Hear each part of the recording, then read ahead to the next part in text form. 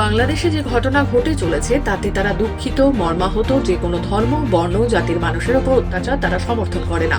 বাংলাদেশ ইস্যুতে এমন মন্তব্য করে তৃণমূল কংগ্রেস নেত্রী তথা মুখ্যমন্ত্রী মমতা ব্যানার্জি বৃহস্পতিবার ঝাড়খণ্ডের মুখ্যমন্ত্রী হিসেবে হেমন্ত সোরেন শপথ গ্রহণ অনুষ্ঠান সেরে কলকাতায় ফিরে সন্ধ্যায় বিমানবন্দরে সাংবাদিকদের প্রশ্নের উত্তরে মুখ্যমন্ত্রী বলেন, অনেক মানুষ আগেও মারা গেছেন, এখনো অত্যাচারিত হচ্ছেন। আন্দোলনের সময়ও অনেক ছাত্রছাত্রী মারা গেছে।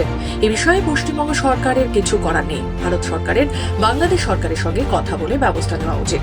বিদেশ মন্ত্রক যে পদক্ষেপ নেবে তাকে তারা সমর্থন করবেন না বলেও জানান। তারা শান্তি, উন্নয়ন ও ধর্মীয় স্বাধীনতার পক্ষে বলেও জানান মুখ্যমন্ত্রী। পার্লামেন্টে যা স্ট্যান্ড নেয় সেটা আমাদের ইন্ডিভিজুয়াল কারো ব্যাটার নয়। এই ম্যাটারটা নিয়ে স্ট্যান্ড নেবে তৃণমূল কংগ্রেস পার্লামেন্টারি পার্টির চেয়ারম্যান আমি, লোকসভা এবং রাজ্যসভায়। কিন্তু লোকসভায় আমাদের লিডার আছে সুদীপ বন্দ্যোপাধ্যায়, চিফ হুইপ আছে কল্যাণ বন্দ্যোপাধ্যায়, এবং রাজ্যসভায় আমাদের লিডার আছে ডেরেক ওব্রায়েন, ডেপুটি লিডার আছে সাগরিকা, এবং চিফ হুইপ আছে সম্ভবত নাদিম। সুতরাং তারা সিদ্ধান্ত নেবেন। তারা আমাকে জিজ্ঞেস করলে আমার ওপিনিয়ন আমি দেবো। কলকাতা থেকে নিজস্ব প্রতিনিধি রিপোর্ট, খবর বাংলা।